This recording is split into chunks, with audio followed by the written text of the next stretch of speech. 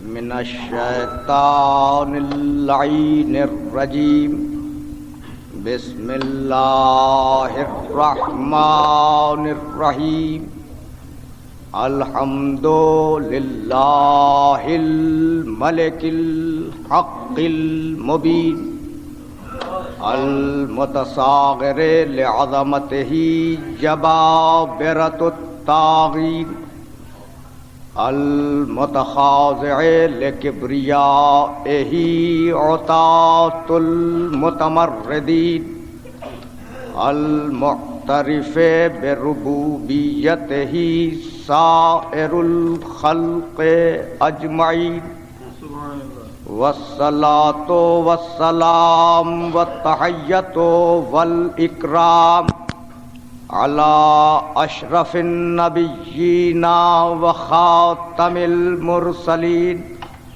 سیدنا و مولانا ابی القاسم اہل بیتہ الطیبین الطاہرین المعصومین المظلومین اما بعد فقد قال اللہ سبحانہ وتعالی فی محکم کتابہ المبین بسم اللہ الرحمن الرحیم انہ لقرآن کریم فی کتاب مکنون لا یمسہ الا المطہرون صلوات۔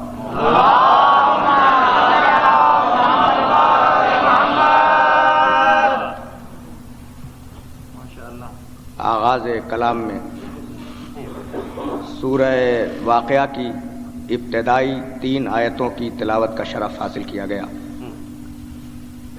ان آیات میں ارشاد ہوا کہ انہ لقرآن کریم، یہ قرآن کریم ہے، یہ با کرامت قرآن ہے، فی کتاب مکنون، اور یہ قرآن کریم کتاب مکنون کے اندر ہے،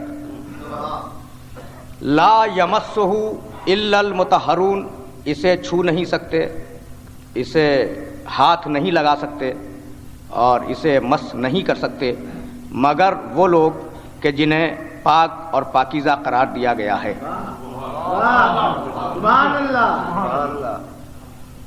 ان 3 آیتوں کے ترجمے سے جو بات بڑی آسانی سے ہماری نظروں کے سامنے آتی ہے وہ بات یہ ہے، قرآن کوئی اور شے ہے اور کتاب کوئی اور شے ہے۔ سبحان اللہ، سبحان اللہ، سبحان اللہ، ماشاء اللہ۔ انہ لقرآن کریم، یہ باکرامت قرآن ہے، کہاں ہے؟ فی کتاب مکنون، سبحان اللہ، ایک چھپی ہوئی کتاب کے اندر ہے۔ قرآن اور کتاب مکنون اور اب تک صدیوں سے جو قرآنی آیات کی تفسیر میں مسلم فرقوں میں اختلافات رہے ہیں، اور قرآن تفہیم یعنی سمجھانا، لفظ تفہیم کے دونوں معنی ہیں۔ قرآن کی تفہیم میں جو مفسرین کے درمیان اختلافات ہوئے ان کا واضح سبب یہی رہا کہ تفسیر لکھنے والے قرآن اور کتاب میں فرق محسوس نہ کر سکے۔ لکھنے کو سب نے تفسیریں لکھیں، لکھنے کو ہر ایک نے آیات کو حل کرنے کی کوشش کی، لیکن قرآن کیا ہے، کتاب کیا ہے، اس فرق کو محسوس نہیں کیا گیا۔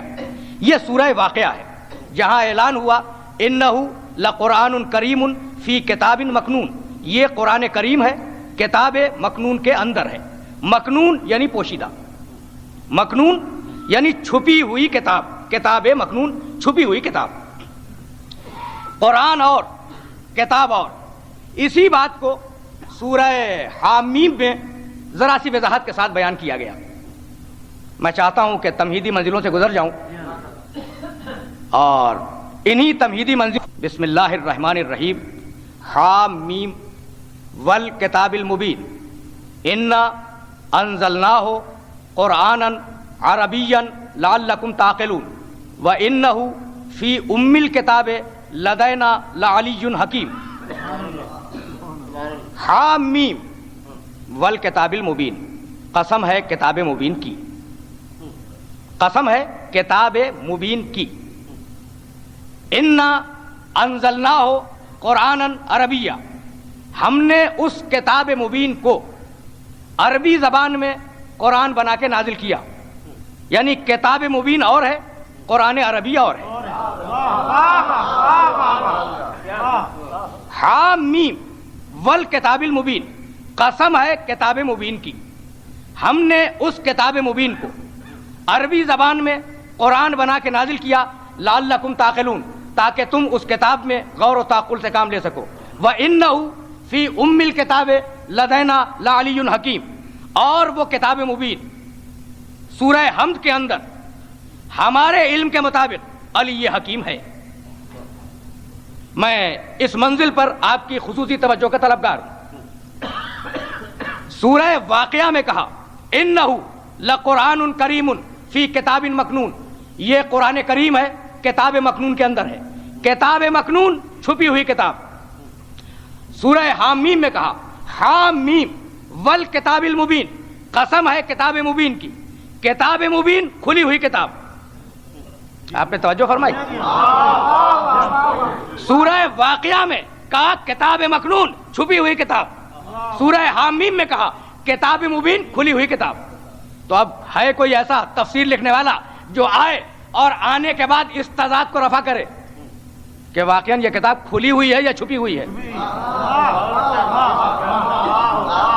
واقعاً یہ کتاب کتاب مکنون ہے یا کتاب مبین ہے؟ یہ کھلی ہوئی کتاب ہے یا چھپی ہوئی کتاب ہے؟ میں نے آپ کی فکر کے لیے اور آپ کے ذہن و دل و دماغ کے لیے ایک سوال دیا. خصوصیت کے ساتھ میرے نوجوان دوست، میں انہیں مخاطب کر رہا ہوں. ایک جگہ کہا کھلی ہوئی کتاب، دوسری جگہ اعلان کیا چھپی ہوئی کتاب. قرآن مجید کی جتنی بھی آیتیں ہیں ان میں دو بڑی قسمیں ہیں، آیات محکم، آیات متشابہ. محکم وہ آیتیں، آیات محکمات. محکم وہ آیتیں کہ جن میں ایک سے زیادہ معنی نہ ہو. متشابہ وہ آیتیں جن میں ایک سے زیادہ معنی ہوں.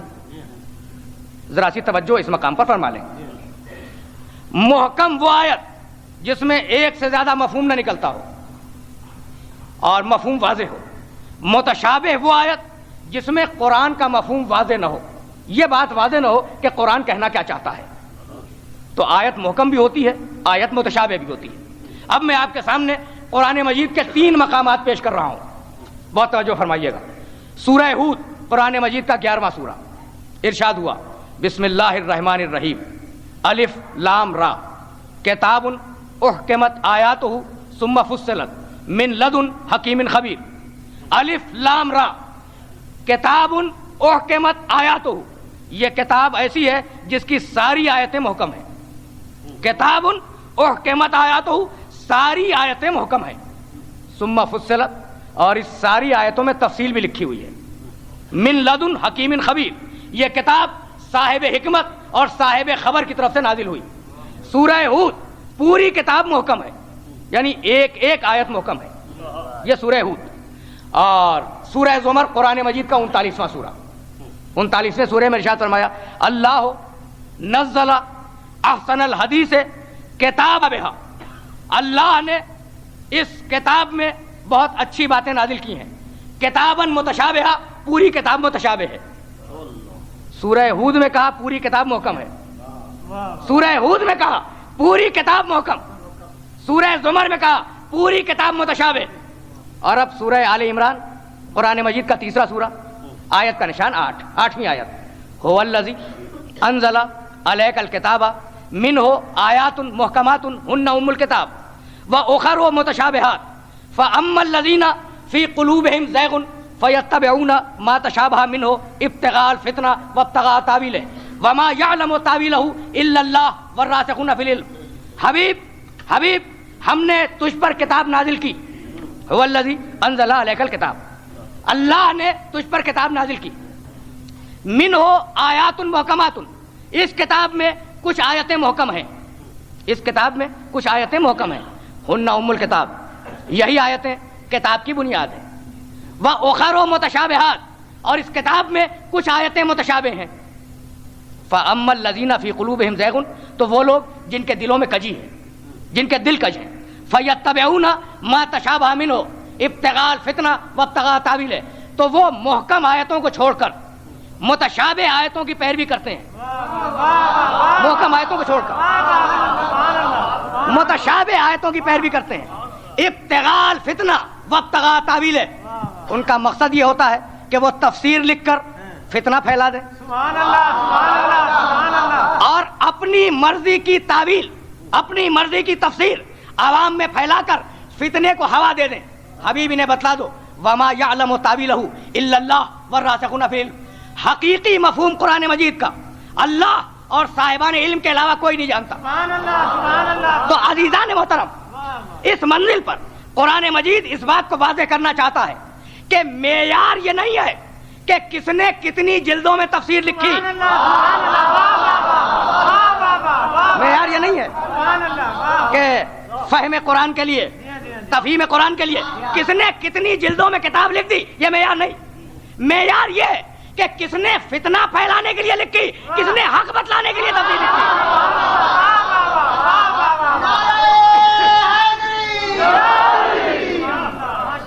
فرق یہ ہے، تفسیر نویسی کا فرق خود قرآن مجید نے بتلایا۔ گفتگو کا کنکلوژن، سورہ ہود میں کہا پوری کتاب محکم ہے، سورہ زمر میں کہا پوری کتاب متشابہ ہے، سورہ آل عمران میں آگے کہا فرمایا کہ آدھی محکم ہے آدھی متشابہ ہے۔ عزیزان محترم، مجھے بتلائیں کہ اس کنٹراڈکشن کو اور اس تضاد کو کس طریقے سے رفع کیا جائے۔ کبھی کہا کتاب مکنون، کتاب چھپی ہوئی ہے، کبھی کہا کتاب مبین، کتاب کھلی ہوئی ہے، کبھی کہا پوری کتاب محکم، کبھی کہا پوری کتاب متشابہ، کبھی کہا آدھی محکم آدھی متشابہ۔ میں آپ کے سامنے ایک مثال اور عرض کر دوں تاکہ گفتگو انہی منزلوں سے۔ سورہ بقرہ میں اعلان کیا ہدی للناس وبینات من الہدی والفرقان، یہ کتاب قرآن مجید ہدایت ہے ساری انسانیت کے لیے۔ ہدی للناس، یہ کتاب ہدایت ہے ساری انسانیت کے لیے۔ اور اسی سورہ بقرہ میں ابتدائی آیت میں اعلان کیا ہدی للمتقین، یہ کتاب ہدایت ہے متقین کے لیے۔ ابھی کہا کتاب ہدایت ہے سارے انسانوں کے لیے، ابھی پھر اعلان کیا کتاب ہدایت ہے متقین کے لیے۔ اور سورہ نحل میں جا کر، قرآن مجید کا 16واں سورہ، سورہ نحل میں جا کے اعلان کیا ہدی ورحمۃ لقوم یؤمنون، یہ کتاب ہدایت ہے مومنین کے لیے۔ کتاب ہدایت ہے انسانوں کے لیے، کتاب ہدایت ہے متقین کے لیے، کتاب ہدایت ہے مومنین کے لیے۔ تو اس میں صحیح بات کون سی ہے؟ اگر یہ بات واضح ہو گئی تو میں سمجھتا ہوں کہ سارے کنٹراڈکشن اور سارے تضادات واضح ہو جائیں گے۔ کتاب ہدایت ہے انسانوں کے لیے، کتاب ہدایت ہے متقین کے لیے، کتاب ہدایت ہے مومنین کے لیے، یہ تضاد نہیں ہے، بلکہ قرآن نے ہدایت کے 3 مختلف درجے بتلائے۔ سبحان اللہ سبحان اللہ سبحان اللہ، ہدایت کے 3 مختلف درجے بتلائے۔ کتاب معجزہ ہے، اب آپ اس منزل پہ توجہ فرمائیں، کتاب معجزہ ہے، اس لیے ہدایت ہے ساری انسانیت کے لیے کہ اس کے معجزہ ہونے میں غور کرو۔ کتاب معجزہ ہے، اب تک اس کا جواب نہیں لکھا گیا۔ ہدایت ہے ساری انسانیت کے لیے کہ اس کے معجزہ ہونے میں غور کرو۔ تو اگر تم نے اس کے معجزہ ہونے میں غور کیا تو تم ایمان لے آؤ گے، تم ایمان لے آؤ گے۔ جب اس کے معجزہ ہونے میں غور کرو گے تو تم ایمان لے آؤ گے۔ اب یہ کتاب ہدایت بنے گی مومنین کے لیے، ہدایت بنے گی مومنین کے لیے۔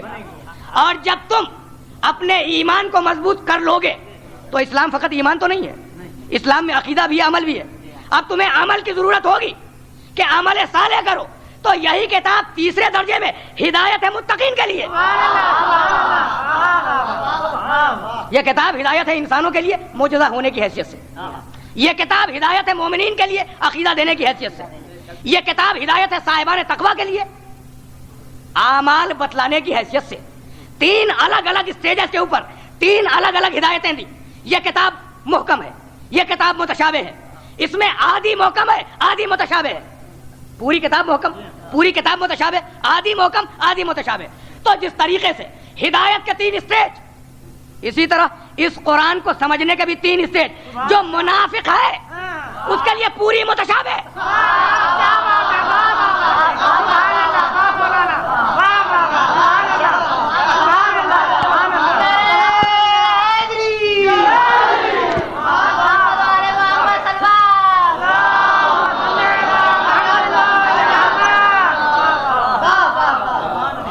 جو پوری کتاب محکم ہے، پوری کتاب متشابہ ہے، آدھی محکم آدھی متشابہ. جو منافق ہے پوری کتاب متشابہ. جو مومن ہے اس کے لیے جتنا سمجھ میں آ جائے محکم ہے، جتنا سمجھ میں نہ آئے متشابہ ہے. جو منافق ہے اس کے لیے پوری کتاب متشابہ. جو مومن ہے اس کے لیے کچھ محکم کچھ متشابہ. اور جو وارث کتاب ہے اس کے لیے پوری کتاب محکم، پوری کتاب محکم. جو کتاب کا وارث ہے، جو کتاب کا عالم ہے، جس کے اوپر کتاب نازل کی گئی، اس کے لیے پوری کتاب محکم، پوری کتاب محکم. جو صاحبان ایمان ہیں ان کے لیے آدھی محکم آدھی متشابہ. جن کے دلوں میں کجی ہے ان کے لیے پوری کتاب متشابہ. اب تضاد واضح ہو گیا، پوری کتاب محکم پوری کتاب متشابہ. اس کتاب کو کہا کتاب مکنون چھپی ہوئی، اور اس کتاب کو کہا کتاب مبین کھلی ہوئی. یہی کتاب کتاب مکنون ہے، یہی کتاب کتاب مبین ہے. تو اب یہاں بھی مکنون و مبین کہہ کر پروردگار عالم نے قرآن کو لینے والوں کے دو الگ الگ درجے بتلا دیے. جو منافق ہیں، میرے جملے پہ غور کریں، ان کے لیے پوری کتاب کتاب مکنون چھپی ہوئی کتاب. جو منافق ہیں ان کے لیے پوری کتاب کتاب مکنون چھپی ہوئی کتاب. اور جو امام مبین کے پیرو ہیں،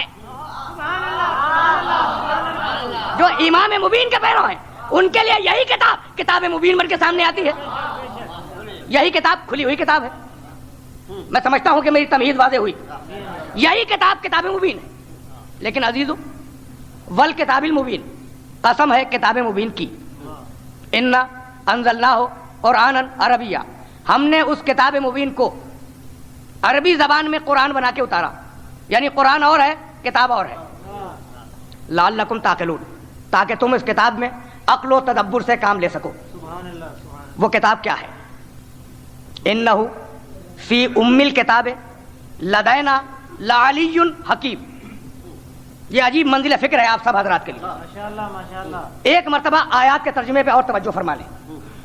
حامیم والکتاب المبین، قسم ہے کتاب مبین کی. انا انزلناہ قرآنا عربیہ، ہم نے اس کتاب مبین کو عربی زبان میں قرآن بنا کے نازل کیا. قرآن بنا کے نازل کیا یعنی کتاب قرآن نہیں تھی، اسے قرآن بنایا گیا. اسے قرآن بنایا گیا. لعلکم تعقلون، تاکہ تم اسے سمجھ سکو. پھر وہ کتاب کیا ہے؟ انہ، وہ کتاب فی ام الکتاب، سورہ حمد کے اندر.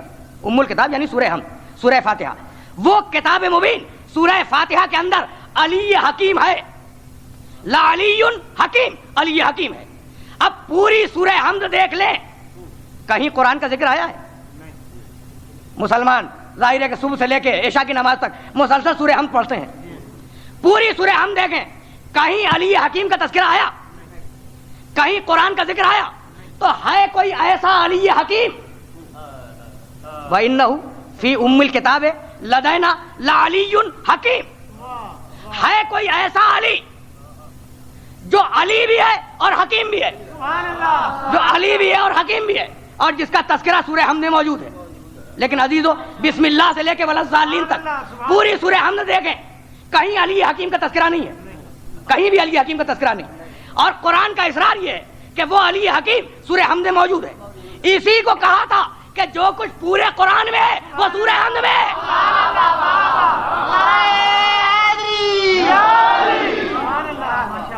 اسی کو فرمایا تھا کہ جو کچھ پورے قرآن میں، علی نے کوفے کے منبر سے خطبہ دیتے ہوئے اعلان فرمایا تھا کہ جو کچھ پورے قرآن میں ہے وہ سورہ حمد میں ہے.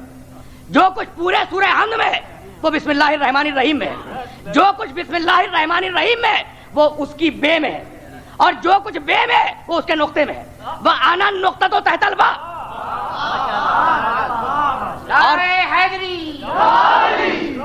اور بے کا وہ نیچے کا نقطہ میں ہوں.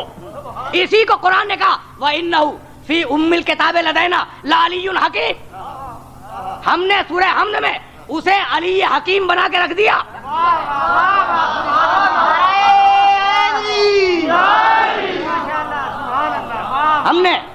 ہم نے اسے سورہ امن میں علی حکیم بنا کے رکھ دیا. عزیزان محترم، میں نے آپ کی خدمت میں عرض کیا کہ یہ کنٹروورسی، یہ اختلافات، یہ ذہنی انتشارات جو صدیوں میں پیدا ہوئے، ان اختلافات کا سبب یہی تھا کہ قرآن کو صحیح طریقے سے سمجھنے کی کوشش نہیں کی گئی. قرآن کو غلط راستوں سے سمجھنے کی کوشش کی گئی اور اس کے نتیجے میں فرقے بنے، اختلافات پیدا ہوئے. بہت توجہ فرمائیے گا. پروردگار عالم نے اس کتاب میں طریقہ یہ رکھا کہ وہی صفت اس کی کتاب کی، سبحان اللہ سبحان اللہ، وہی صفت اس کے رسول کی، اور پھر وہی صفت وارث کتاب کی. سبحان اللہ. میں آپ کے سامنے مثالیں پیش کروں گا قرآن مجید سے. میں نے آپ کے سامنے روایت کوئی نہیں پڑھی، مثالیں قرآن مجید سے. جو صفت اللہ کی وہی صفت رسول کی، وہی صفت قرآن مجید کی، تو ظاہر ہے ہوگا آپ کا وارث ہوگا، وہی ہوگی. سورہ احزاب قرآن مجید کا 33واں سورہ. وَكَانَ اللَّهُ عَلِيمًا حَكِيمًا. اللہ علیم بھی ہے، حکیم بھی ہے. اللہ رب حکیم ہے، صاحب حکمت ہے. اللہ کی صفت حکیم یعنی صاحب حکمت.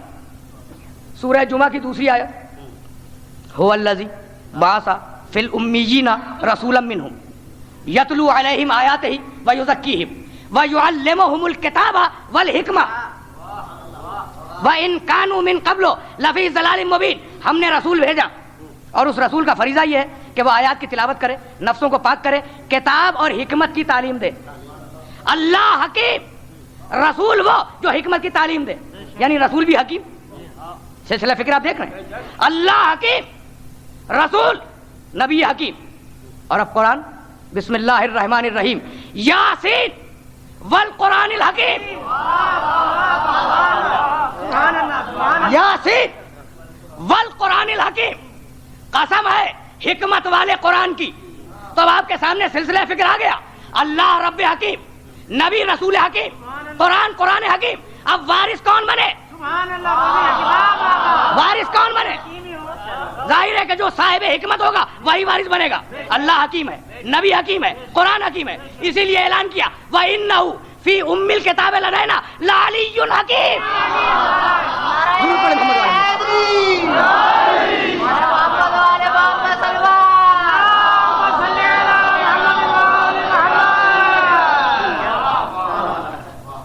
آپ نے دیکھا، آپ نے توجہ فرمائی کہ صفات کا اشتراک ہے. جو صفت اللہ میں، جو صفت اللہ میں، وہی صفت قرآن میں، وہی صفت رسول میں، وہی صفت وارث کتاب میں. ان لوگوں میں جو اس کتاب کے وارث ہیں، جنہیں حق ہے اس کتاب کی تفسیر کرنے کا، وہی صفت. اب جو آیت میں نے آپ کے سامنے سرنامہ کلام میں تلاوت کی، انہ لقرآن کریم، ابھی گفتگو تھی قرآن حکیم ہے، قرآن حکیم ہے. اور اب سورہ واقعہ میں اعلان کیا انہ لقرآن کریم، یہ قرآن کریم ہے. سبحان اللہ. یہ قرآن کریم ہے. کریم کے معنی با کرامت، کریم کے معنی با کرامت. یہ قرآن با کرامت ہے. تو اب جو صفت قرآن کی وہی صفت رسول کی، وہی صفت خدا کی، اور وہی صفت وارث کتاب کی. ظاہر سلسلہ فکر تو وہی ہے. جو صفت قرآن کی وہی رسول کی، وہی خداوند عالم کی، اور پھر وہی وارث کتاب کی. اعلان ہوا قرآن مجید میں یا ایھا الانسان ما غرک بربک الکریم. یا ایھا الانسان ما غرک بربک الکریم. انسان، تیرا رب کریم ہے، تجھے کس شخص نے اور کس ذات نے تیرے رب کریم سے ہٹا دیا؟ اللہ رب کریم. سلسلے کو دیکھتے جائیں. اللہ رب کریم. یا ایھا الانسان ما غرک بربک الکریم. سورہ حاقہ، انہ لقول رسول کریم. اگر اللہ رب کریم، اللہ رب کریم، نبی رسول کریم. سورہ واقعہ، انہ لقرآن کریم، کتاب قرآن کریم. سلسلہ آپ کے پاس آ گیا، سلسلہ آ گیا. اللہ رب کریم، نبی رسول کریم، کتاب قرآن کریم. تو وارث وہی ہوگا جو کریم بن جائے، وارث وہی ہوگا جو کریم بن جائے. تو اب استدلال دیکھیں, اگر اللہ رب کریم, نبی رسول کریم, قرآن کریم, تو وارث کتاب ہوگا جسے صحابہ کرام کہیں کرم اللہ وجہہ.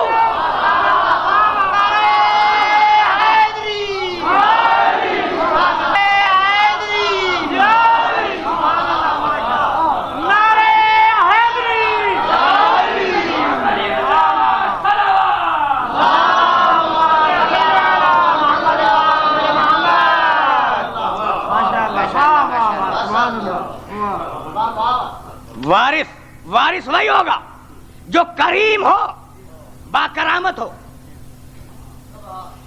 عزیزان محترم, میں نے ممکن ہے کہ اپنے نوجوان دوستوں کے ذہنوں پر زیادہ ٹیکس کرنے کی کوشش کی ہو, زیادہ بوجھ ڈالنے کی کوشش کی ہو. میں اس منزل پر معذرت خواہ ہوں.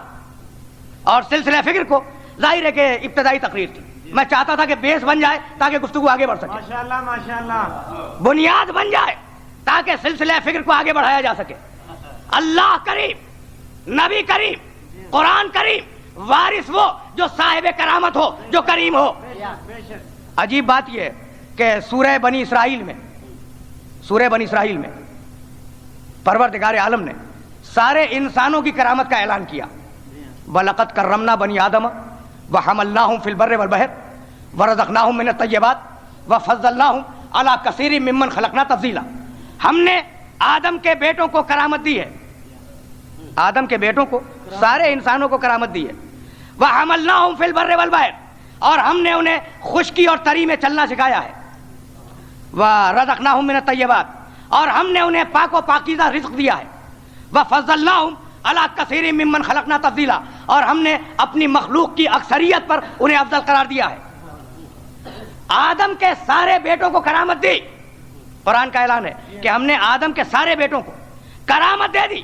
آپ مجھے بتائیں, کیا آدم کے سارے بیٹے, سارے انسان با کرامت ہے؟ نہیں. آدم کے سارے بیٹوں میں فاسق بھی ہیں, متقی بھی ہیں, صالح بھی ہیں, طیب بھی ہیں, نیک بھی ہیں, بد بھی ہیں, صاحبان خیر بھی ہیں, صاحبان شر بھی ہیں. تو ظاہر ہے کہ سب کو کرامت تو نہیں دی, سب کو کرامت نہیں دی. آیت کا اعلان یہ کہ ہم نے آدم کے بیٹوں کو کرامت دی, اور ہماری نگاہوں نے یہ دیکھا کہ آدم کے سارے بیٹوں کو کرامت نہیں ملی. تو اب قرآن سے پوچھیں کہ کیا کرامت کا کوئی معیار ہے؟ سبحان اللہ, کیا بات ہے بھائی صاحب, کیا بات ہے, کیا بات ہے, سبحان اللہ ماشاءاللہ. کیا کوئی معیار کرامت کا ہے؟ تو سورہ حجرات میں جا کے اعلان کیا کہ ہاں ایک معیار بھی ہے, کرامت کا ایک معیار بھی ہے. سنو 49واں سورہ 14ویں آیت, یا ایھا الناس انا خلقناکم من ذکر و انثی وجعلناکم شعوبا وقبائل ان اکرمکم عند اللہ اتقاکم. سنو, سب کو پیدا کیا, ایک مرد اور ایک عورت سے پیدا کیا, قوموں اور قبیلوں میں تقسیم کیا, الگ الگ قومیں بنائی. لیکن سنو, تم میں سب کو کرامت نہیں دی, کرامت سب کو نہیں ملی. ان اکرمکم عند اللہ اتقاکم, تم میں صاحب کرامت وہی ہے جو صاحب تقویٰ ہو. سبحان اللہ, سبحان اللہ, سبحان اللہ, واہ واہ. تم میں صاحب کرامت وہی ہے جو صاحب تقویٰ ہو. تو جیسے جیسے تقویٰ بڑھتا جائے گا ویسے ہی ویسے کرامت بڑھتی جائے گی. سبحان اللہ ماشاءاللہ ماشاءاللہ. آپ میرے سلسلے استدلال سے میں سمجھتا ہوں کہ مانوس ہوئے. جیسے جیسے تقویٰ بڑھتا جائے گا ویسے ہی ویسے کرامت بڑھتی جائے گی. تو اب اگر تقویٰ کو اور کرامت کو ایک ذات میں دیکھنا ہو تو اسے دیکھیں جسے صحابہ نے کہا کرم اللہ وجہہ, اور قرآن نے کہا امام المتقی. سبحان اللہ, سبحان اللہ, سبحان اللہ. ماشاءاللہ, کیا بات ہے, سبحان اللہ. کوئی ایسی ذات ہے, صحابہ بولے کرم اللہ وجہہ, قرآن نے کہا امام المتقی. سبحان اللہ, واہ. ہم نے آدم کے کچھ بیٹوں کو کرامت دی ہے. سبحان اللہ. اب تو میں سمجھتا ہوں کہ میں نے اپنی گفتگو کی تلخیص آپ کے سامنے پیش کر دی. سارے بیٹوں کو کرامت نہیں ملی, کچھ بیٹوں کو کرامت دی ہے. مت پانے والے صاحبان تقویٰ ہیں. وَحَمَلْنَاهُمْ فِي الْبَرِّ وَالْبَحْرِ, اور ہم نے آدم کے ان بیٹوں کو خشکی پر اور سمندر میں چلنا سکھایا ہے. عزیزو, آدم کے وہ بیٹے جنہیں اللہ نے کرامت دی ہے, آدم کے اللہ نے کرامت, ان کا کمال یہ کہ وہ خشکی پہ بھی چلتے ہیں, سمندر پہ بھی چلتے ہیں. سبحان اللہ, سبحان اللہ. اب ہم میں سے کون سا ایسا انسان ہے واہ واہ واہ, سبحان اللہ. ہم میں سے کون سا ایسا انسان ہے جو خشکی پہ چلنا نہ جانتا ہو, زمین پہ چلنا نہ جانتا ہو؟ اور ہم میں کون سا ایسا انسان ہے جو کشتیوں کے ذریعے پانی پہ نہ چل سکتا ہو؟ تو ظاہر ہے یہ کوئی کمال تو نہیں ہوا.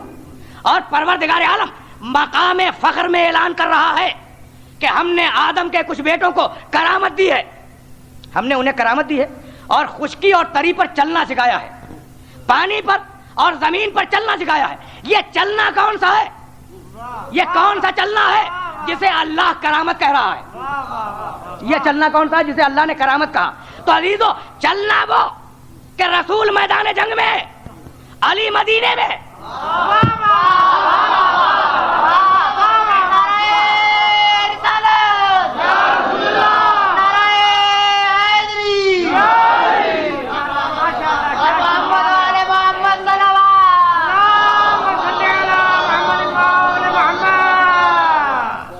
رسول میدان جنگ میں, علی مدینے میں, بیچ میں 80 میل کا فاصلہ ہے, 80 میل کا فاصلہ. جب جنگ کا میدان فتح نہ ہوا, میدان جنگ جب فتح نہ ہو سکا, تو ایک مرتبہ وحی الہی اتری نماز صبح کے قریب, صبح کی نماز کے وقت وحی الہی آئی. میں آپ کے سامنے یہ روایت مدارج النبوت کے حوالے سے پیش کر رہا ہوں, محدث دہلوی رحمۃ اللہ علیہ.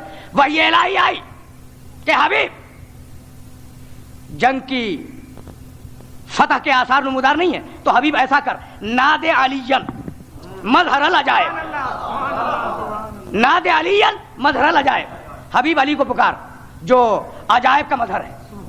تجدہ عونا لک فی النوائب, حبیب تو اسے اپنی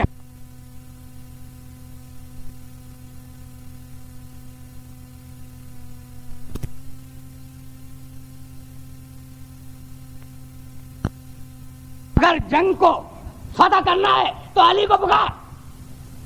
اور علی کو رسول نے 3 مرتبہ آواز دی, یا علی یا علی یا علی.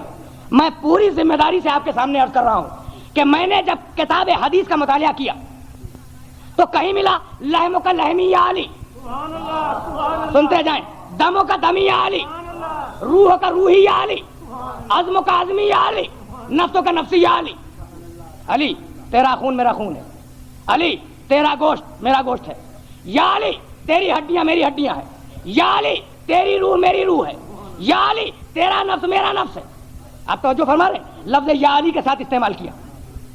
لحم کا لحمی یا علی, دموں کا دمی یا علی, عزم کا عزمی یا علی, روح کا روحی یا علی, نفسوں کا نفسی یا علی. یا علی تیری روح میری روح, یا علی تیرا نفس میرا نفس. تو اب عزیزو, صحاح ستہ میں روایات موجود ہیں, بخاری شریف, مسلم شریف, سنن ابن ماجہ, امام نسائی, ان بزرگوں نے یہ روایتیں لکھی ہیں.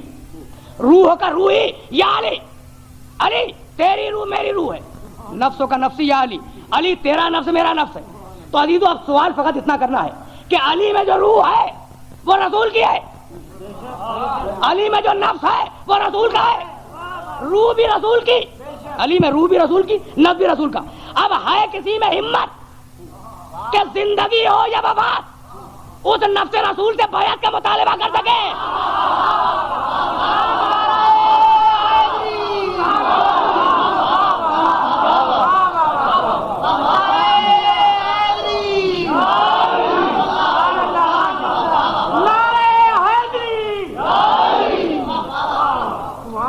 اب ہے کسی میں ہمت کہ روح رسول سے نفس رسول سے بیعت کا مطالبہ کرے؟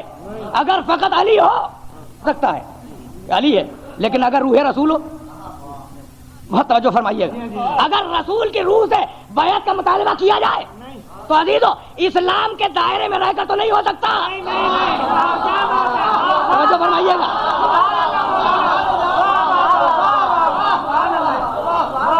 دائرہ اسلام میں رہ کر تو مطالبہ نہیں ہو سکتا. اب اگر کوئی مطالبہ کرنا چاہے وہ دائرے سے باہر جا کے مطالبہ کرے, دائرے سے باہر جا کے مطالبہ کرے. کیوں؟ روح کا روحی یا علی, نفسوں کا نفسی یا علی, اور اس کے بعد عجیب جملہ کہا, مثلوں کا مثلی یا علی, تیری مثل میری مثل ہے. ایک جملے میں فیصلہ کر دیا, تیری مثل میری مثل ہے, یا علی, اے علی تیری مثال میری مثال ہے.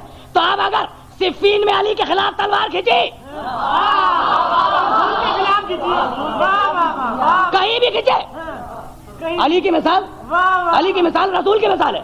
اب تلوار کہیں بھی کھینچے، بدر میں کھینچے، احد میں کھینچے، خیبر میں کھینچے، خندق میں کھینچے، صفین میں کھینچے، جمل میں کھینچے، نہروان میں کھینچے.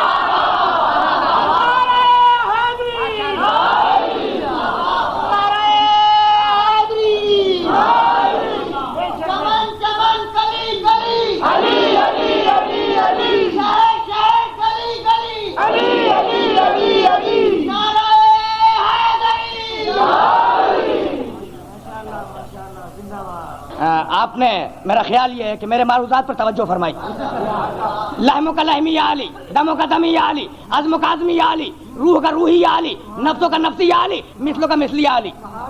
یا علی کے ساتھ، یا علی کے ساتھ رسول کی جو روایتیں حدیث کی کتابوں میں محفوظ ہیں ان کی تعداد ہے 108.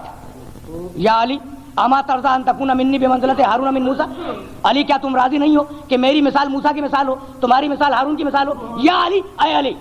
تو 108 مرتبہ رسول نے یا علی کہہ کے پکارا.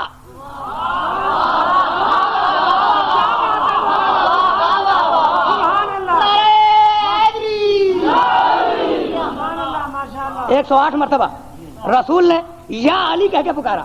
عزیزو یہ لبے ترشوانا اور لمبی داڑیاں رکھنا یہ کیا ہے؟ سنت رسول ہے، رسول کی سنت پہ عمل ہے. یہ اونچے شریف پاجامے پہننا رسول کی سنت پہ عمل ہے یا نہیں؟ یہ راتوں کو قرآن شریف کی تلاوت کرنا رسول کی سنت پہ عمل ہے. یہ لمبی لمبی زلفیں رکھنا رسول کی سنت پہ عمل ہے.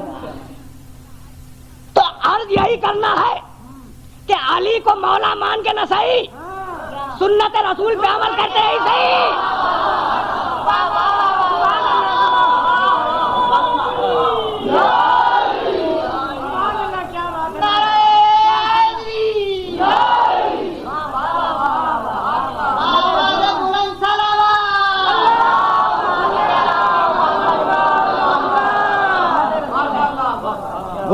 گزارش یہی ہے کہ علی کو مولا مان کر نہ صحیح، سنت رسول ہی سمجھ کر کم از کم 108 مرتبہ تو یا علی کہو.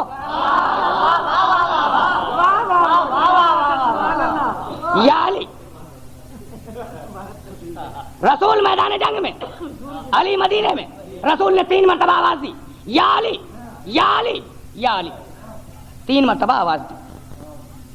ادھر محدث دہلوی رحمۃ اللہ علیہ لکھتے ہیں، بڑا مشہور و معروف واقعہ ہے، لیکن میں ایک خاص منزل تک جانے کے لیے آپ کی خدمت میں اس واقعے کو عرض کر رہا ہوں.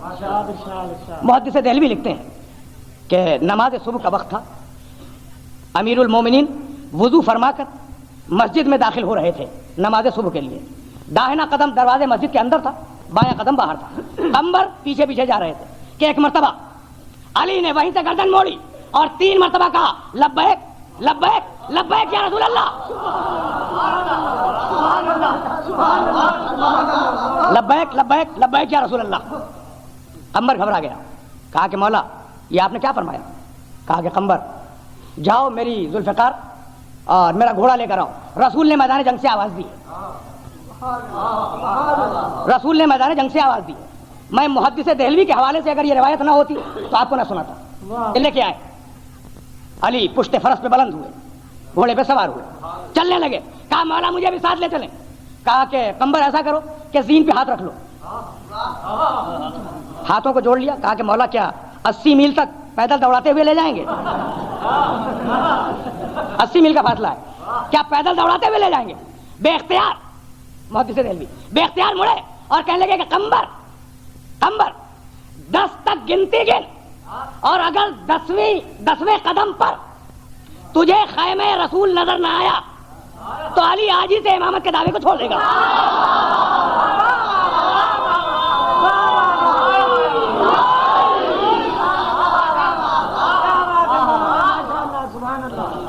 قمبر 10 تک قدموں کی تعداد گن، اور اگر 10ویں قدم پر تجھے رسول کا خیمہ نظر نہ آیا تو علی آج سے امامت کا دعویٰ نہیں کرے گا. اب میری سمجھ میں نہیں آیا کہ محدث دہلوی رحمۃ اللہ علیہ اس واقعے کو لکھنے کے بعد بھی علی کی امامت کو کیوں تسلیم نہ کر سکے.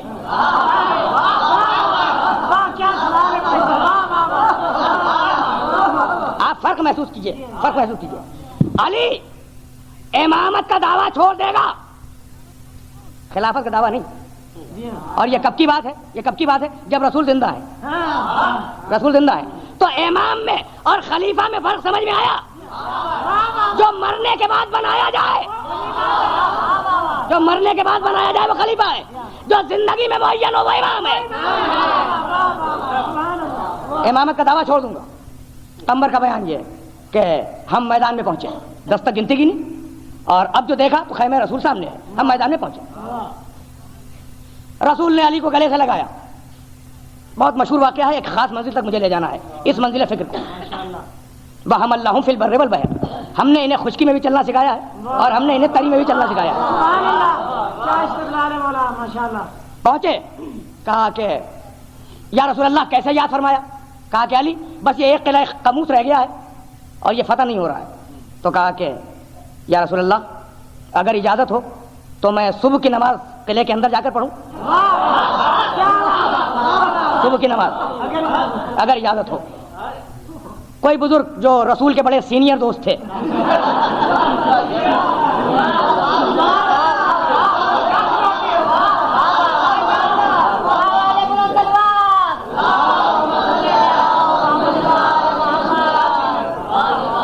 کہنے لگے، پرانے دوست کہنے لگے کہ یا علی ایسا نہ کرنا. کہا کیوں؟ کہا کہ بات یہ ہے کہ ہم بھی قسمت آزمائی کر آئے ہیں اور قلعہ قموس اتنی مشکل منزل ہے کہ اس قلعے کے تین طرف تو پہاڑیاں ہیں، ایک طرف راستہ ہے اور اس راستے کے سامنے خندق ہے. ہم نے بڑی کوششیں کی اور بہت توجہ فرمائیے گا، میں آپ کے سامنے ایک نئی منزل فکر پیش کر رہا ہوں. ہم نے بڑی کوششیں کی لیکن ہم اسے فتح نہ کر سکے. تو ہمارا مشورہ یہ ہے کہ تم بھی کوشش نہ کرو، تم بھی کوشش نہ کرو.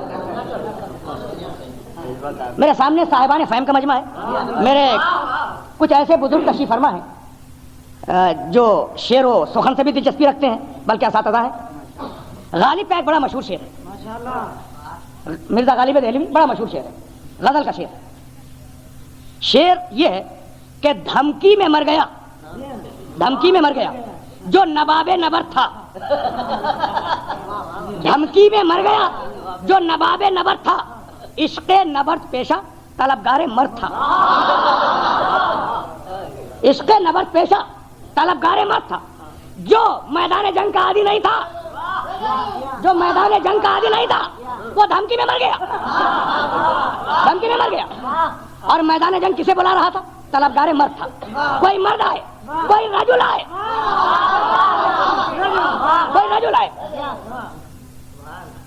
مشورہ دیا کہ علی تم مت جاؤ. کہا کہ کیوں نہ جاؤں؟ کہا کہ ہم بھی گئے لیکن مرحب کا جو بڑا بھائی ہے حارث، تین بھائی تھے، حارث، مرحب، انتر. مرحب کا جو بڑا بھائی ہے حارث، اس کے پاس 9 من کا گرز ہے. اب مجھے نہیں معلوم کہ محدث دہلوی رحمۃ اللہ علیہ کو یا ان بزرگ کو اس کا وزن کیسے معلوم ہوا. ظاہر ہے کہ میرے علم میں یہ بات نہیں. 9 من کا اس کے پاس گرز ہے. تو کہا پھر کیا ہوا؟ کہا کہ جب ہم جاتے ہیں تو وہ دور سے گرز دکھلا کے دھمکی دیتا ہے. عزیزو بہت توجہ فرمائیے گا، بہت توجہ فرمائیے گا. بزرگوں کا ذکر ہو رہا ہے. واقعہ یہ لکھا ہوا ہے کہ علی کے تشریف لانے سے پہلے، میدان جنگ میں آنے سے پہلے جتنے بزرگ بھی گئے، لشکر اسلام ساتھ گیا. ادھر سے حارث نے وہ گرز دکھلایا اور جو جہاں تھا وہیں سے واپس پلٹ آیا. وہیں سے اس نے دور سے گرز دکھلایا. میں تاریخ سے آپ کے سامنے عرض کر رہا ہوں، جو جہاں تھا وہیں سے پلٹا. جب لشکر رسول اللہ کی خدمت میں آیا اور آنے کے بعد تسلیمات بجا لانے کے بعد علم سامنے رکھا، علم رکھا، تو رسول نے فرمایا کہ اتنی جلدی فتح کر کے آ گئے، اتنی جلدی فتح کر کے آ گئے. کہا کہ نہیں یا رسول اللہ فتح تو نہیں کر سکے. کہا پھر کیا بات ہے؟ رسول کا مکالمہ سنیں. پھر کیا بات ہے؟ کہا کہ یا رسول اللہ بات یہ ہے کہ جب ہم میدان میں گئے تو مرحب کے بڑے بھائی حارث نے ہمیں گرز دکھلا کے دھمکی دی. تو کہا دھمکی تو دی تھی، مارا تو نہیں تھا.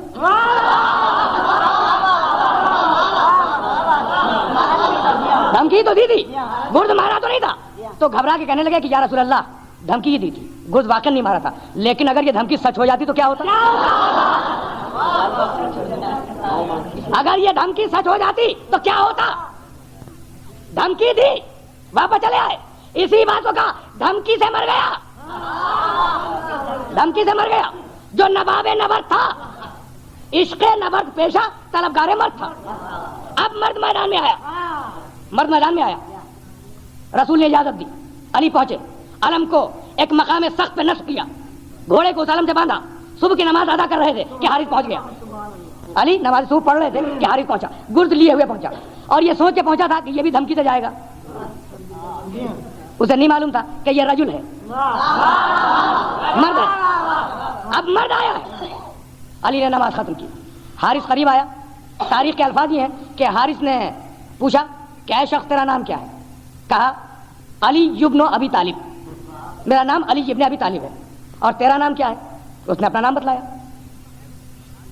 تاریخیں لکھتی ہے کہ 71 مقامات پر, ابھی میں جب حاضری دے رہا تھا امام بارگاہ میں تو میرے بزرگ جو مرثیات پیش فرما رہے تھے انہوں نے حضرت ابو طالب علیہ السلام پر بھی کچھ بند ارشاد فرمائے تھے اور میں سنتا ہوا آ رہا تھا. علی جس میدان میں گئے, میں نے آپ کے سامنے فگر پیش کیا, جس میدان میں گئے جب کسی نے نام پوچھا کہا علی ابن ابی طالب, میں علی ابن ابی طالب ہوں, علی ابن ابی طالب ہوں. یہ میدان جنگ میں جا کر اپنے باپ کا نام لینے کی ضرورت کیا تھی؟ ضرورت کیا؟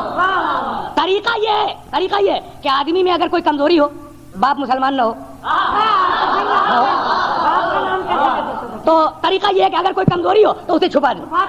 اور علی نے پے در پے جہاں بھی فخر کیا کہا انا علی ابن ابی طالب, میں ابو طالب کا بیٹا علی ہوں. یعنی بار بار ابو طالب کے بیٹے کی نسبت سے فخر کیا.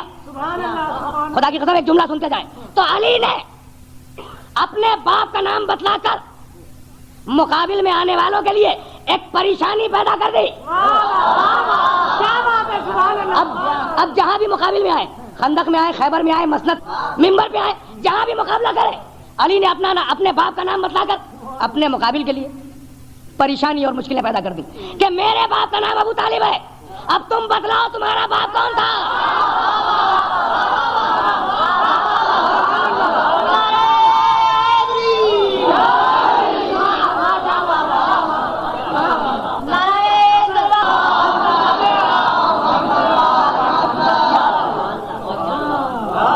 میں علی ابن ابی طالب. حارث نے کہا کہ تم سے پہلے جتنے لوگ آ چکے تھے وہ گرز دیکھ کے واپس گئے, تم بھی واپس جاؤ. ابھی یہ جملہ ختم نہیں ہوا تھا کہ حارث کا سر زمین پہ تھا. تاریخوں کے واقعہ, ابھی یہ جملہ حارث کا ختم نہیں ہوا تھا کہ علی کی تلوار چلی, سر زمین پہ آ گیا. مرحب نے دور سے دیکھا, چلا. بہت مشہور واقعہ ہے, آپ نے ہزاروں مرتبہ سنا ہوگا, لیکن وہی بات ایک سلسلہ فکر تک لے جانا ہے. مرحب چلا. یہودی علماء نے اسے روکا کہ دیکھو مت جاؤ, یہ جو شخص میدان میں کھڑا ہے اس کا حلیہ بتلا رہا ہے.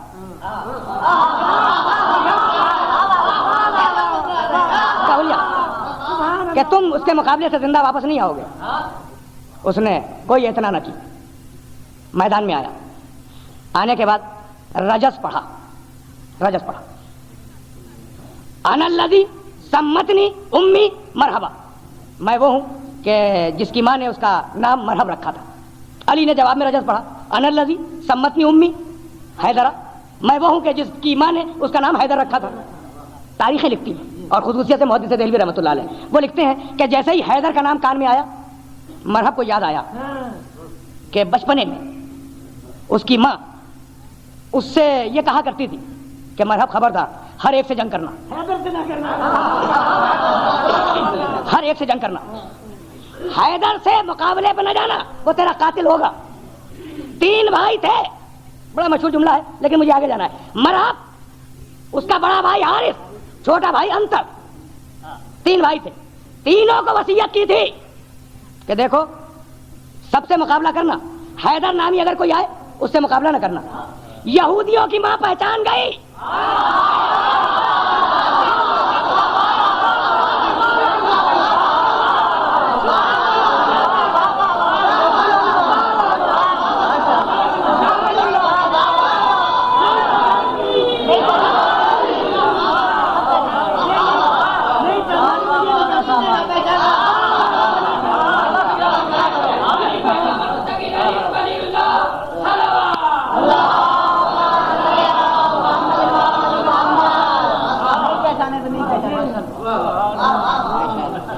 میں آواز آئی کہ مقابلے میں آنے والے کا نام حیدر ہے،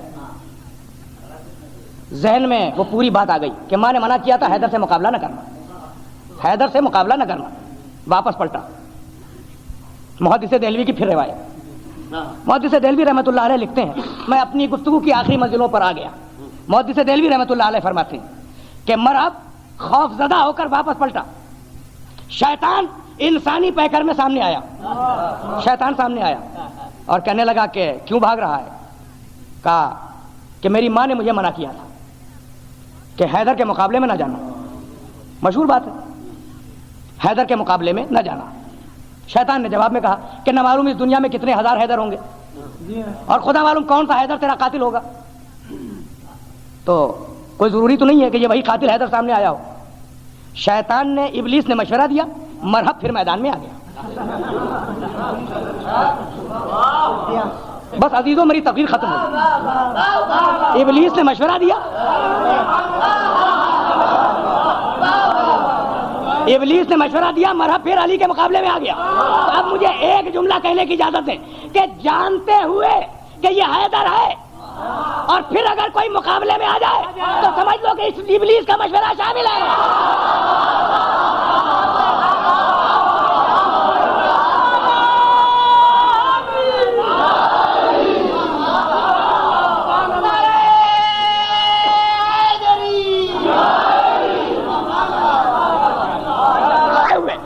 یہ علی ہے اور پھر اگر کوئی مقابلے پہ آئے تو سمجھ میں آ گئی بات کہ کس کا مشورہ شامل ہوگا، کس کا مشورہ شامل ہوگا. اول کو آخر تک نسبت ہوتی ہے. گفتگو ابلیس تک آ گئی، گفتگو ابلیس تک آ گئی. جب اللہ کے بنائے ہوئے کو سجدہ کرنے سے انکار کیا، کہا فخرج نکل جا. بڑی مشہور سی بات ہے کہ جب سجدہ کرنے سے انکار کیا، کہا یہ میرا خلیفہ ہے، اسے سجدہ کر. کہا سجدہ نہیں کروں گا، میں افضل ہوں. کوئی آرگومنٹ نہیں کیا اللہ نے، کوئی دلیل نہیں دی، کہا نکل جا، نکال دیا. تو اب رسم یہ بنی کہ جو اللہ کے بنائے ہوئے کا انکار کرے اب اس سے گفتگو نہیں ہوگی، نکل جاؤ.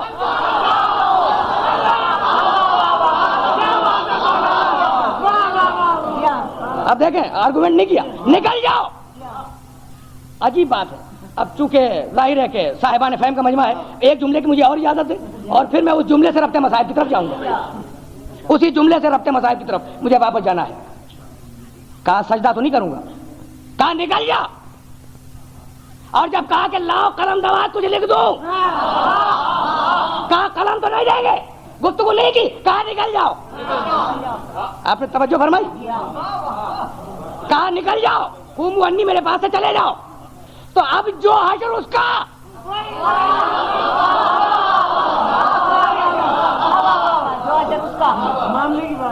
جو حشر اس کا وہی نکالے جانے والوں کا حشر وہاں بھی نکالا گیا، یہاں بھی نکالا گیا.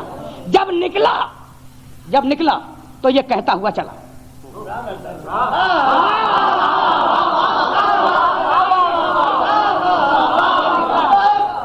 بات تو آگے ہو گئی.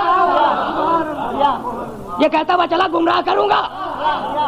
تو اب جو خانہ رسول سے نکلا، ہدایت کی امید تو نہیں ہے، ہدایت کی امید نہیں ہے. لیکن عزیزوں بس ایک جملہ سنتے جائیں. کہا پروردگار تو نے نکال دیا، میں جا رہا ہوں. سورہ بنی اسرائیل. پروردگار لا احتنکن ذریتہ الا قلیلا. پروردگار میں جا رہا ہوں، آدم کی ساری ذریت کو بہکاؤں گا، تھوڑے سے لوگوں کو چھوڑ کر ساری ذریت کو بہکاؤں گا. الا قلیلا، کچھ کو چھوڑ دوں گا، جن پہ بس نہیں چلے گا انہیں چھوڑ دوں گا، باقی سب کو بہکاؤں گا. یہ جھگڑا تو آدم سے تھا، یہ ذریت پہ غصہ کیوں نکل رہا ہے؟ میری تقریر ختم ہو گئی. جھگڑا آدم سے تھا، جھگڑا آدم سے تھا، یہ ذریت نے کیا قصور کیا تھا؟ تو عزیزوں میرا جملہ یاد رکھیں کہ شیطنت یہی ہے، ابلیسیت یہی ہے کہ اگر نبی سے انتقام نہ لے سکو ذریت سے انتقام لے لو. ابلیسیت یہی ہے کہ اگر نبی سے انتقام نہ لے سکو نبی کی ذریت سے انتقام لے لو. کربلا ذریت نبی کے انتقام کا کمال، انتقام اپنے کمال پہ. کربلا ذریت نبی کے انتقام کا اوج. انتقام لینا تھا مردوں سے انتقام لے لیتے, انتقام لینا تھا برابر والوں سے انتقام لیتے. یہ عورتوں نے کیا قصور کیا تھا؟ یہ 6 مہینے کے بچے نے کیا تقصیر کی تھی؟ یہ حسین کی چھوٹی بچی نے کیا تقصیر کی تھی؟ عزیزو جب بات آ گئی تو جملے سنتے جائیں. ارباب مقاتل نے, مقتل لکھنے والوں نے جب مقاتل لکھے کربلا کے واقعات تو اس میں بالاتفاق یہ جملہ لکھا ہے.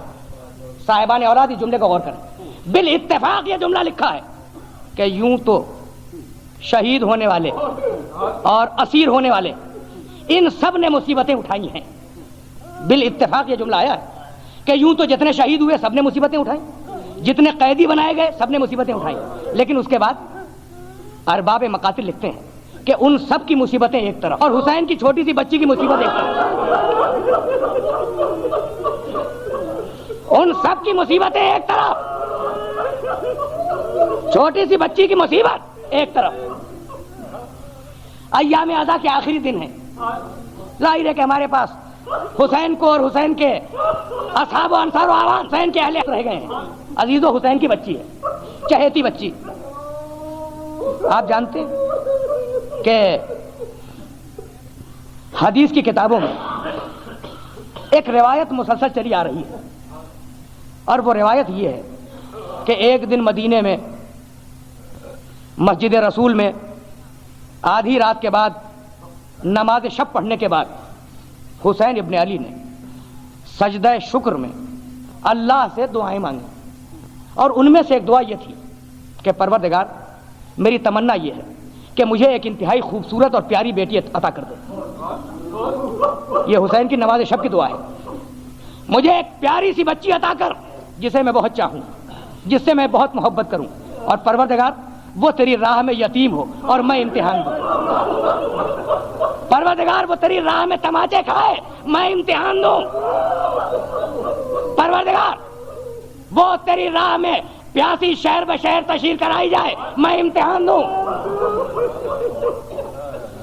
بچی پیدا ہوئی, سینے پہ سونے کی عادی تھی, بچی پیدا ہوئی اور حسین امتحان دیتے چلے. جب قافلہ چلا کربلا سے, جب قافلہ چلا تو ارباب عزا یہ جملے سن لیں. سب سیدانیاں سوار ہو چکی, چھوٹی سی بچی شہزادی زینب کی گود میں بیٹھی تھی. ایک مرتبہ یزید پوچھتا ہوا آیا کہ اس میں سکینہ کون ہے؟ یزید ابن عمر ابن عبد یغوث, یہ فوج یزید کا ایک راوی ہے. یزید ابن عمر ابن عبد یغوث وہ پوچھتا ہوا آیا کہ سکینہ کدھر ہے؟ لوگوں نے بتلایا کہ زینب کبریٰ کی گود میں جو بچی بیٹھی ہوئی ہے وہ حسین کی بیٹی سکینہ ہے. اس سپاہی نے شمر کو اشارہ کیا, شمر قریب پہنچا, بے اختیار زینب کبریٰ کی گود سے سکینہ کو لے لیا. شہزادی زینب بیان فرماتی ہیں, شہزادی زینب, کہ جب اس نے اپنی گود میں لیا سکینہ کو تو میں یہ سمجھی کہ حسین کی نازوں کی پلی بچی ہے, سینے پہ سونے کی عادی ہے, شمر اسے احترام سے لے جانا چاہتا ہے. لیکن میری نگاہوں نے منظر دیکھا. زینب خود روایت فرماتی ہے شہزادی زینب کہ میری نگاہوں نے منظر دیکھا کہ بچی کو ایک الگ ناقے پر رسیوں میں جکڑ کے باندھا گیا. بچی کو ایک الگ ناقے پر رسیوں میں جکڑ کے باندھ دیا گیا. اور عزیزو اب جملہ عرض کروں, جب کوفے میں بچی کھولی گئی ناقے سے تو پورا کرتا خون سے لہو لہان تھا اور سینے پر زخم آ چکے تھے. بچی کے سینے پر زخم آ چکے تھے. بچی کو ناقے سے الگ کیا گیا, ناقے سے الگ کیا گیا, پھر شہزادی زینب کی گود میں دیا گیا. میں روض الجنان طالقانی سے روایت پڑھ رہا ہوں, علامہ طالقانی نے روض الجنان میں لکھی ہے. بچی پھر زینب کبریٰ کی گود میں آئی. زید ابن ارقم صحابی رسول بیان کرتے ہیں کہ جب قافلہ بازار کوفہ میں پہنچا تو اس شان کے ساتھ پہنچا کہ آگے آگے کچھ شہداء کے سر تھے, ان کے پیچھے ایک قیدی تھا جس کے گلے میں توق خاردار تھا, جس کے ہاتھوں میں ہتھکڑیاں تھیں, جس کے پیروں میں بیڑیاں تھیں. اس کے پیچھے سربراہ اہل حرم کا قافلہ تھا.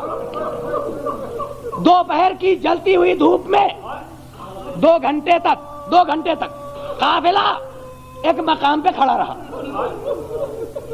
صحابی رسول بیان کرتا ہے میں نے دیکھا کہ ایک بیوی کی گود میں ایک بچی بیٹھی ہوئی ہے جس کا سینہ خون آلودہ ہے, کرتا پھٹا ہوا ہے اور بیوی کا چہرہ بالوں سے ڈھکا ہوا ہے.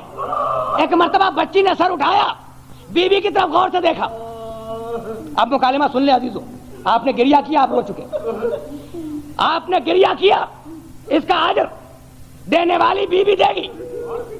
میں چاہتا, زید ابن ارقم کہتے ہیں کہ ایک بیوی ہے شہزادی زینب, بالوں سے منہ کو ڈھکا ہوا ہے, گود میں ایک بچی ہے. ایک مرتبہ بچی نے چہرہ اٹھایا, بیوی کے منہ کو دیکھا. صحابی بیان کرتا ہے کہ اس بیوی نے پوچھا کہ سکینہ کچھ کہنا چاہتی ہوں؟ کہا کہ ہاں پھوپھی اماں, ہاں پھوپھی اماں کچھ کہنا چاہتی ہوں. کہا کہ بیٹی پھر کہہ دے.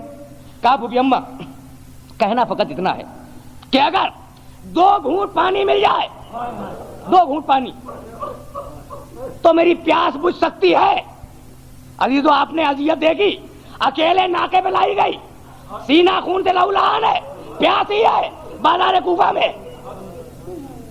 یہ کیفیت ہے اس بچی. کہا بیٹی صبر کر, بیٹی صبر کر, اللہ تیرے لیے پانی کا بندوبست کرے گا. راوی بیان کرتا ہے کہ ابھی بچی میں اور عورت میں یہ باتیں ہو رہی تھی کہ چھتوں پر جو بے تحاشا عورتیں تماشا دیکھنے کے لیے کھڑی تھی, ان میں سے ایک عورت نے وہیں سے آواز دی کہ اے عورت رک جا, میں تیری بچی کے لیے پانی لے کے آ رہی ہوں. ام حبیبہ نام کی ایک عورت چھت سے نیچے آئی, ایک ظرف میں پانی لیا, پہنچی شہزادی زینب کے پاس اور کہا کہ لو یہ پانی اپنی بچی کو پلا دو. شہزادی نے کوزا لیا, سکینہ کی طرف بڑھایا.